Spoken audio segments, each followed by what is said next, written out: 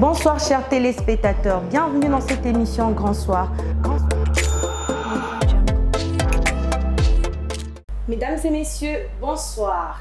Elle a fait de la lutte contre les cancers son cheval de bataille. Elle s'appelle Madame Melissa Amissi Charoufa, présidente et fondatrice de la Fondation Bomoko. Chers téléspectateurs, nous avons le réel plaisir et l'honneur de vous annoncer la présence de Madame Charoufa sur ces plateaux. Madame, bonsoir. Bonsoir, Madame Patricia. Très élégante et très belle. Merci pareillement. Merci. Vous n'êtes pas seule, vous êtes venue accompagnée du docteur Pika Longila. Oui. Chers téléspectateurs, ça fait 2 ans que la Fondation Bomoko mène une lutte acharnée contre 5 types de cancers en RDC. Séances de sensibilisation dans les universités, visites dans les prisons, conférences et journées scientifiques sont les grands axes autour desquels s'articulent ces combats. Madame. Oui, Madame Patricia.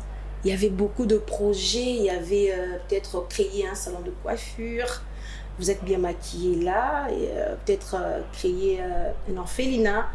Qu'est-ce qui vous a motivé à s'engager aujourd'hui dans la lutte contre les cancers? D'abord, premièrement, c'est vrai qu'il y a eu plusieurs idées qui ont traîné dans ma tête avant de m'engager dans la lutte. Oui. Pour information, j'œuvre déjà dans une ONG qui est dans le domaine de l'éducation. Ça s'appelle Sœur Lève-toi. Mais le cancer m'a particulièrement touchée parce que j'ai perdu des proches.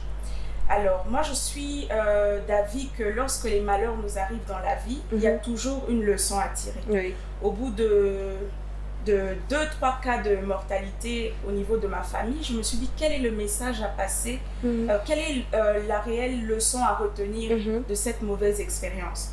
Et quand je suis rentrée vers ces expériences, j'ai vu qu'il y avait un point commun, le manque d'informations.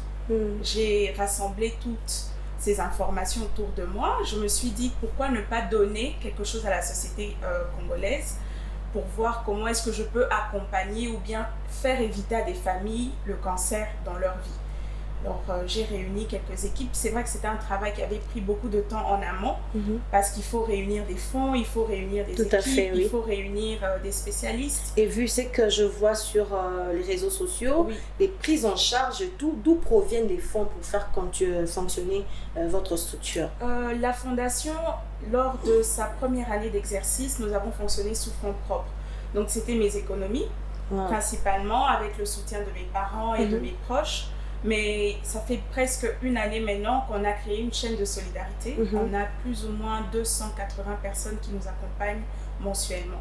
Et donc ces personnes nous aident à partir de 4 000 francs par mois pour nous aider à multiplier des sensibilisations sur terrain, à subventionner certains traitements, à accompagner les malades ou même souvent à enterrer même des personnes qui sont décédées du cancer. Et sur quel type de cancer travaillez-vous exactement? On est donc du quinquennat 2017-2021, on va travailler essentiellement sur le cancer du sein, cancer du col de l'utérus, de la prostate, du côlon et quelques types de cancers du sang. Déjà, je veux m'adresser au docteur. Docteur Pika, pouvez-vous nous donner un peu plus de détails sur les cancers du sein, du col de l'utérus et de la prostate? Alors, quelques détails par rapport à ces 3 types de cancers. Ce qu'il faut retenir, c'est d'abord la définition du cancer. La définition du cancer, de manière simplexe, on va dire c'est un développement anarchique au niveau des cellules. Mais ce qu'il faut retenir aussi au niveau de la population, c'est qu'on a les cancers, c'est simplement une tumeur maligne. Donc, avant d'arriver à une tumeur maligne, on a d'abord une tumeur bénigne qu'on est en train de faire. Donc, tumeur du sein, tumeur du col, tumeur de la prostate, ce sont les formes bénignes, mais qui peut aussi arriver à un cancer qui sont les formes malignes. Donc, pour ce qui est facteur de risque, généralement, pour le cancer du sein, ce sont des facteurs de risque qu'on dit souvent. Ce ne sont pas des étiologies parce qu'ils sont encore en ce moment mal connus. Ce sont des facteurs de risque qui peuvent être soit génétiques, c'est-à-dire vous naissez avec une tare génétique qui peut à la longue favoriser les cancers, ou c'est l'environnement. Dans l'environnement, on voit entre autres les tabacs, l'alcool. Déjà tout à l'heure, vous m'avez dit ça, les tabacs et l'alcool. Est-ce que ça a prouvé, je ne sais pas, ça a prouvé ou bien... Bien sûr, surtout les tabacs. Dans les tabacs, il y a plusieurs composés. Vous ne mangez pas les tabacs, docteur? Oh non, les tabacs à fumer au fait. Les tabacs, on va dire la cigarette pour une meilleure compréhension. Et la chicha, il faut... surtout ça, surtout la chicha, parce qu'on a l'impression que la chicha est plus saine que la cigarette. Mais or que c'est plus nocif d'ailleurs, je pense que bien sûr, c'est plus nocif parce que dans la chicha, on est en train de mettre des édulcorants. Une saveur pour masquer au fait la malignité. Mais apparemment, vous êtes plus concentré sur les cancers du sein que sur ça parce que ces derniers temps, la chicha est très consommée. Très consommée, mais il faut des campagnes de sensibilisation. Les campagnes sont censées être financées. On a un projet Stop Chicha qu'on avait commencé dans les réseaux sociaux, mais on n'a pas su mettre ça sur terrain.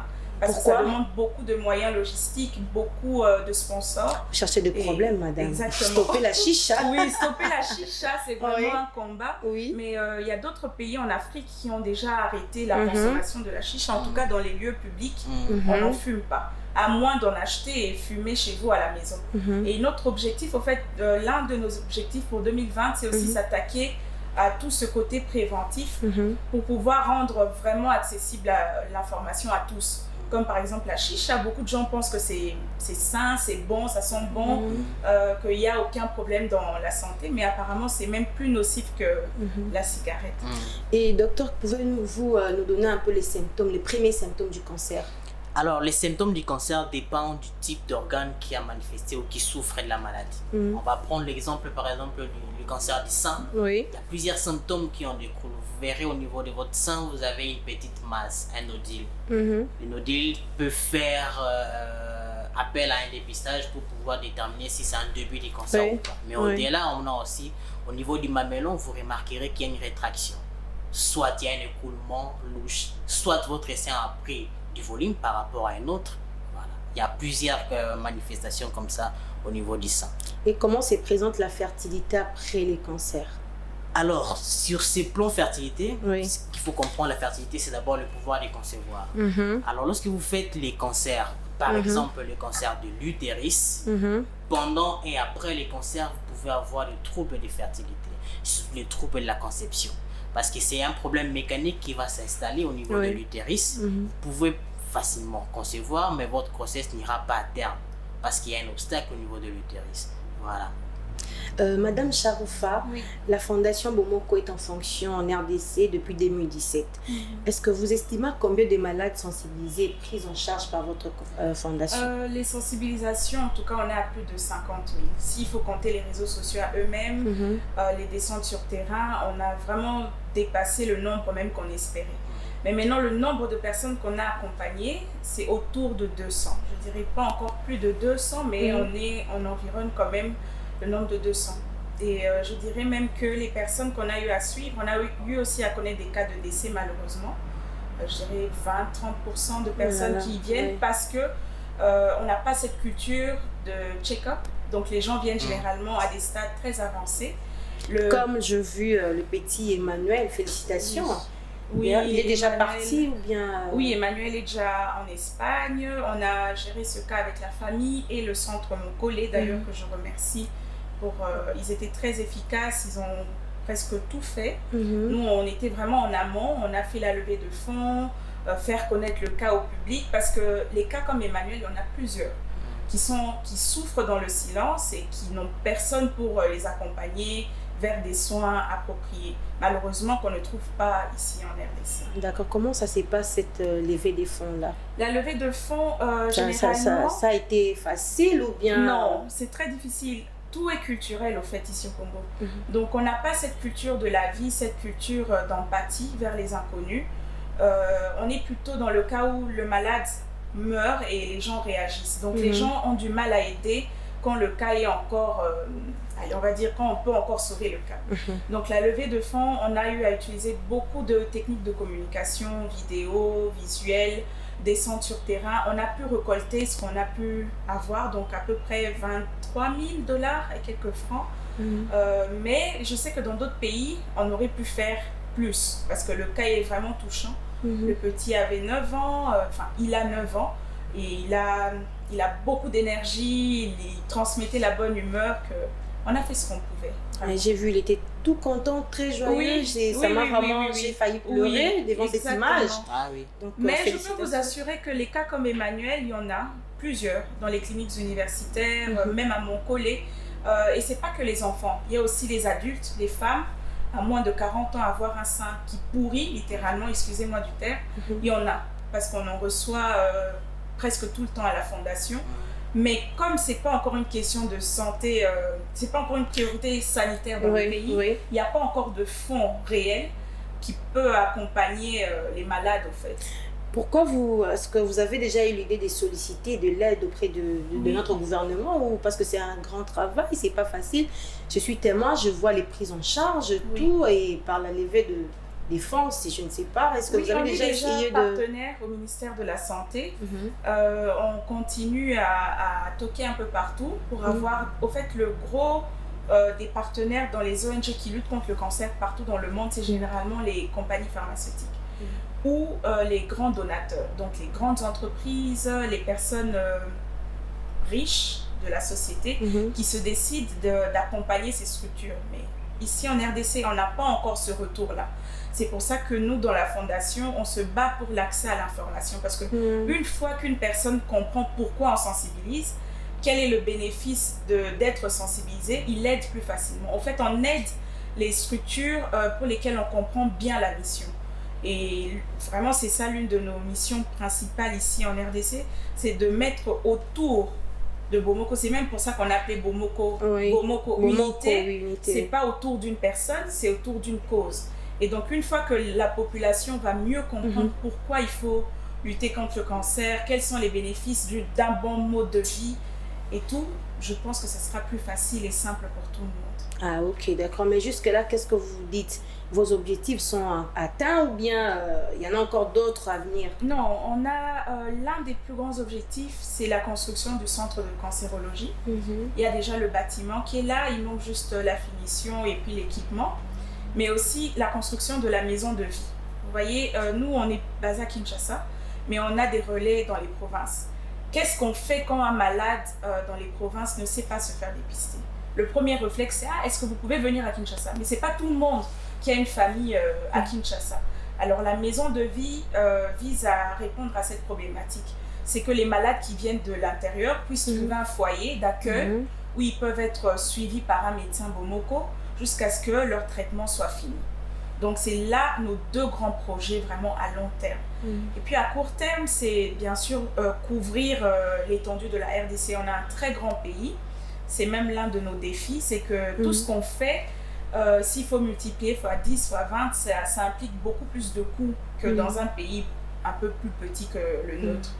Donc rendre l'information dans toutes les langues nationales disponibles, faire en sorte que nous soyons accompagnés, pourquoi pas un jour par la Banque mondiale, qui a un numéro vert de lutte contre le cancer, ou une personne qui peut appeler gratuitement, connaître qu'est-ce qu'il faut faire si on remarque tel ou tel symptôme que le médecin a eu à citer, et avoir cette plateforme-là où même les malades puissent s'exprimer librement, parler de leur histoire, parce qu'il y a plusieurs femmes qui se voient perdre un sein, ou les deux. Elles ne se sentent plus femmes. J'espère que c'est pas la... J'ai même vu une maman qui a survécu. Exactement, qui a survécu. Et c'est même du sein, cancer du sein. Maman Mamboté. Et donc j'espère que la prochaine émission, une prochaine invitation, je viendrai avec une survivante. Parce qu'il y a beaucoup de stigmatisation. C'est un peu comme à l'ère du sida, à ses débuts, ou quand on vous dit que vous avez le cancer, vous pensez que c'est la mort, c'est... Voilà. Exactement. Voilà. Et donc, il y a plusieurs histoires, il y a tellement de choses à dire sur le cancer. Ça fait peur, mais ça reste une maladie comme les autres. C'est une maladie comme toutes les autres maladies. D'accord. Et c'est pas spirituel, quoi. D'accord. Merci beaucoup. Docteur Pika, est-ce qu'il y a je sais pas, un moyen d'éviter, de développer les cancers? Comment faire pour prendre des mesures pour éviter les cancers du sein, des cols de l'utérus, de la prostate que vous n'avez pas encore, et c'est un peu de... Je vais brosser. C'est vraiment important ce que Madame Melissa a dit, c'est l'information. D'ailleurs, nous avons été réconfortés dans ce que nous faisons déjà par une étude récente faite par Target, avec lesquels on a accompagné, qui montrait qu'au moins 84% des personnes sont moins informées, manquent l'information sur les cancers. Ouais, donc c'est vraiment la première des choses sur laquelle on insiste, l'information sur les cancers. Mais parce que excusez-moi, je vois que c'est les paludismes qui dominent même les cancers. Or, les cancers, vraiment... Oui, le paludisme, ça domine. Pourquoi? Parce qu'il y a tout ce qui est matériel de diagnostic qui est accessible à tout le monde. Vous faites la coûte épaisse, vous connaissez votre état et vous vous faites soigner. Mais les cancers, ça demande beaucoup de moyens. D'abord pour le dépistage, pour la prise en charge et la suite. Ça, c'est ce qui est très, très, très difficile. Comment reconnaître? Il faut se faire dépister. Se faire dépister, c'est aller voir son médecin quand on est en bonne santé pour pouvoir détecter une anomalie quelconque. Par exemple, au niveau du sein, si vous voyez, par exemple, vous avez un outil, faites-vous dépister, allez voir un médecin pour que le médecin vous dise qu'est-ce qui se passe, qu'est-ce que c'est. Comment éviter ça, docteur? Alors, comment éviter? Éviter, c'est prendre des mesures. C'est d'abord l'information, c'est le dépistage, mais lorsque vous êtes dépisté à temps, vous pouvez aussi éviter de faire les cancers. Parce que ça évolue j'ai par suivi stade. aussi, on a dit peut-être la prise des pilules aussi. Alors ça fait partie. Des cancers du sein plus tard. Est-ce que c'est vrai? Ça ne cause pas, c'est un facteur de risque. Vous voyez, c'est un facteur de risque ensemble, au-delà de tout ce qui est hormonothérapie. Mais en fait, docteur, excuse-moi, là, je sors un peu de ce qu'on dit tout à l'heure, parce qu'on nous sensibilise tous. Prenez le pilule, voilà, contre la contraception, je sais pas et tout. Mais quelque part, on retrouve dans les... tu vas me comprendre, docteur. Allez-y. Dans vos termes médicaux, quand vous dites que la prise des pilules et les facteurs de risque, quelque part, on est un peu confus. Donc, je ne sais pas, qu'est-ce que vous pouvez nous dire exactement? On est confus, oui. On arrête de prendre carrément les pilules ou bien qu'on continue de prendre en sachant que plus tard, ça peut causer un cancer. Voilà. C'est pour cette raison, demandons lorsque les personnes veulent adopter une forme de contraception, de consulter son médecin. Et ce n'est pas de consulter son médecin, prendre sa pilule et puis disparaître. Non, il faut aller régulièrement respecter les rendez-vous pour qu'on suive. Une anomalie peut être révélée au bout de 2-3 jours, 1 mois, 2 mois. Directement, le gynécologue ou le médecin saura qu'est-ce qu'il faut faire pour pouvoir vous éviter. Ça fait partie des facteurs de risque, les pilules, mais au-delà de ça, il y a plusieurs facteurs qui doivent être conjugués pour faire les cancers, en fait. Il y a une question sur les réseaux sociaux, c'était vraiment un débat. Oui. Parce que nous, on est là, on est dans la vie réelle, dans les réseaux sociaux et tout. Les gens qui étaient intéressés par Madame Charoufa, ils m'ont posé une question. Est-ce que les hommes peuvent aussi développer les cancers du sein? Oui, les hommes développent les cancers du sein. C'est plus le pourcentage. Un cas comme ça à la fondation, un homme avec un cancer du sein, mais la fréquence est très réduite.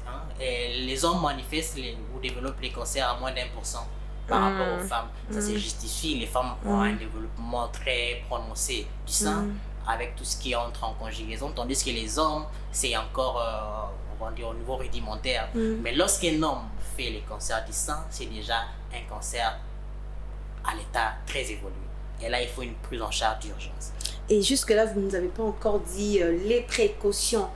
Il y a bien quoi? manger. Moi, j'aurais dit bien manger. Il faut manger bio. Le bon Dieu a béni ce pays avec tout ce qu'il y a de naturel, tout ce qu'il y a de meilleur. Tout ce qui est boîte de conserve en excès et à éviter. Manger le plus de légumes possible, manger plus de fruits, boire beaucoup d'eau, exercer une activité physique régulièrement. Parce que c'est pas dans notre culture. C'est ça. Faire le sport, c'est encore très nouveau, c'est encore très tendance. Vous allez même voir que dans les salles de sport, c'est encore cher et tout. Nous, en tant que structure de prévention, on fait même des partenariats avec des salles de sport. Par exemple, on a un partenariat avec Sport Village qui nous permet de réduire les coûts au fait de l'abonnement pour inciter les gens à faire le sport. Il faut marcher. Si vous n'avez pas les moyens de vous permettre la salle par mois, marcher 30 minutes par jour. Et aussi, en plus du mode de vie sain, éviter l'alcool en excès, éviter le tabac, éviter tout ce qui est, au fait, on peut ne pas fumer soi-même, mais être un fumeur passif. Donc, rester là où les gens fument. Ça. Parce que là, on inhale, au fait. Et c'est ça, pratiquement les mêmes effets nocifs que si vous fumiez vous-même. Donc, c'est toute cette série, en fait, c'est comme une discipline au fait personnelle. Et dès que vous avez un certain âge, je dirais même chaque jeune fille qui a déjà vu ses règles doit faire par exemple ce qu'on appelle l'autopalpation, qui est juste un exercice simple pour découvrir son sein, le connaître.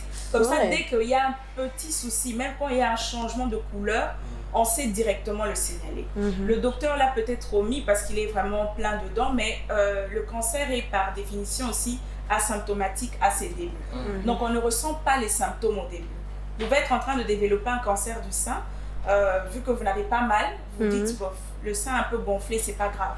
Ça va passer. Ça va passer. Et au bout de 5 ans, 10 ans, 3 ans même, vous sentez maintenant tous ces symptômes qu'il a eu à décrire, même la fatigue et tout, l'amaigrissement et tout. Donc pour éviter ça, il faut se connaître.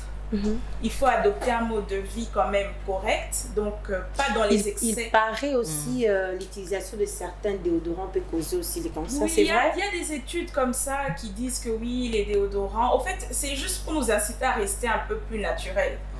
Vous pouvez utiliser le citron à la place d'un déodorant, par exemple. C'est naturel, on en trouve beaucoup ici en RDC. Et aussi ne pas faire, surtout pour nous les femmes, l'utilisation de certains produits au niveau de notre appareil génital, mettre des plantes, mettre des choses qui peuvent causer des soucis. Je ne dis pas que ça va causer un cancer, mais qui peuvent causer des soucis dans la santé en général.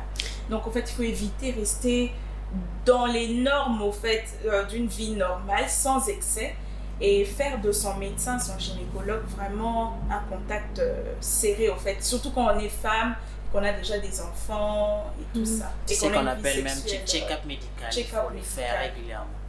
J'ai vu sur votre site web, vous avez découvert que l'utilisation des faux ongles peut causer... docteur, est-ce que vous pouvez nous expliquer un peu? Ah, vous avez lu l'article. Oui, j'ai vu l'article dernièrement. Voilà. Oui. Alors, les faux ongles, il y a tout ce qui parce est que ça aussi, ça vient, c'est quelque chose qui, aujourd'hui, quand on n'a pas des faux ongles, on ne se sent pas belle. Voilà. Les faux ongles entraînent surtout les cancers au niveau de la peau. Vous voyez, lorsque vous les mettez là, ça peut ronger la peau, ainsi de suite. Mais aussi, les études ont montré que lorsque vous avez des faux ongles, avec plusieurs matériels synthétiques, entre autres les benzènes, et que vous les mettez, pour les personnes qui ne savent pas faire vraiment le bain intime, le lavage au niveau du voie génitale, en introduisant les faux ongles pour nettoyer au niveau du col, vous pouvez créer des abrasions. Les abrasions sont des manifestations précancéreuses qui, au-delà, après quelques instants, quelques mois, quelques années, peut entraîner les cancers au niveau du col. Docteur, déjà, nous sommes arrivés à la fin. Votre mot de la fin par rapport au cancer, ce qui est important. Même si de la prostate, tu n'as pas essayé... L'État allait très vite. Au niveau de la prostate, c'est que les gens doivent retenir. Parce que moi, je ne savais pas qu'ils pouvaient avoir un cancer de la prostate. Bien sûr. C'est ça qui a tué Mobutu, non? Ah oui. Quand on dit la maladie des hommes qui ont beaucoup de femmes. Et tout ça, vous sensibilisez les gens pour ça? Bien sûr. Il faut. Au niveau de la prostate, d'ailleurs, les personnes, ce sont les personnes les plus âgées, déjà à partir de 45-55 ans, ils remarqueront qu'au niveau de l'appareil génital, une difficulté soit d'uriner. Ça, il faut consulter les médecins pour pouvoir détecter si c'est une anomalie bénigne ou maligne. Quand c'est maligne, c'est les cancers, il y a une prise en charge parfaite pour ça. C'est qu'il faut retenir, pour tous ceux qui nous ont suivis, que les cancers, c'est une maladie, mais une maladie qui est guérissable. Guérissable pourquoi lorsqu'on est dépisté précocement, une prise en charge est entamée aussi de manière précoce, vraiment vous serez à l'abri de tout ce qui est complications lorsque vous faites la maladie du cancer. Madame Charoufa Amissi, votre nom déjà, ça me plaît beaucoup. Merci. Très élégante et tout, mais comment je peux vous dire, aujourd'hui, il y a tellement de jeunes femmes remplies d'ambition, remplies d'envie d'entreprendre.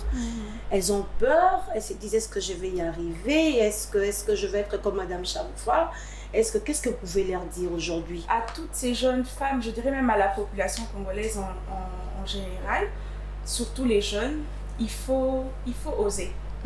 C'est vrai que ça paraît très théorique, mais moi je dirais, ce qui a fait qu'aujourd'hui la Fondation Bomoko est toujours là, c'est parce que j'ai su bien m'entourer. Souvent, quand on est entouré des personnes qui croient en vous, qui croient en la vision, qui veulent voir que votre idée puisse atteindre le plan national, le plan international, ils vous encouragent. Oh, oui. Alors, il faut trouver ces personnes-là. Il faut trouver des personnes qui sont même prêtes à mettre de leur argent pour vous soutenir. Le soutien peut être moral, financier, technique, logistique. Même le fait même d'avoir été contacté par vous, c'est déjà beaucoup. Et il ne faut pas négliger même le peu qu'une personne peut vous donner. Donc, ces deux choses, c'est oser et bien s'entourer. S'entourer des hommes de Dieu pour prier avec vous et pour vous. S'entourer aussi des amis, d'une équipe, d'une famille qui croit en vous. Parce que quand vous allez être au bout de laisser tomber, parce que ça arrive en entreprenant, on a très souvent envie... On rencontre des difficultés, on s'est dit, j'arrête là. Oui, on est vraiment au bord, on a envie de laisser tomber. Il faut avoir cette équipe sur qui vous pouvez vous reposer et vous savez qu'ils vont vous relever. Et quels sont vos projets d'avenir pour la Fondation c'est de pouvoir arriver à inciter nos autorités à mettre en place le plan cancer, si pas le programme national de lutte contre le cancer, et arriver à piloter aussi certains grands projets qui pourraient être plus inclusifs au fait, dans le sens où on travaille avec les médecins, la société civile, les malades et aussi toutes les personnes intéressées à la question. Avez-vous un message particulier à faire passer? Oui, c'est que la lutte contre le cancer nous concerne tous. Ce n'est pas l'affaire d'un médecin, ce n'est pas l'affaire d'une seule structure qui est la Fondation Bomoko, mais vous et nous, ensemble, nous pouvons faire en sorte qu'une génération sans cancer en RDC soit possible. Merci beaucoup, madame, d'être avec nous ce soir. Merci beaucoup, docteur Pika Lungila. Je vous en prie. Vraiment, on va essayer de prendre en compte tout ce que vous avez dit. Bien sûr. Madame, merci. Et nous sommes là pour vous soutenir et vous beaucoup. encourager parce que ce n'est pas facile. Merci vous avez beaucoup. un poids lourd sur les épaules, mais ne baissez pas les bras, ça ira. Oui. Le fait que vous sauvez des vies, c'est vraiment une grande chose, surtout pour le tout petit que je vois. Oui. Vraiment, que Dieu vous bénisse. Merci beaucoup, madame Patricia. Merci, je vous en prie. Chers téléspectateurs, c'était là madame Melissa Amissi Charoufa, présidente et fondatrice de la Fondation Bomoko, qui existe, ça fait 2 ans, je ne me trompe pas. 2 ans et demi. 2 ans et demi, voilà. C'était un réel plaisir d'être avec vous ce soir. Jusque-là, portez-vous bien. On se retrouve prochainement pour un autre numéro. Bonsoir chers téléspectateurs, bienvenue dans cette émission Grand Soir.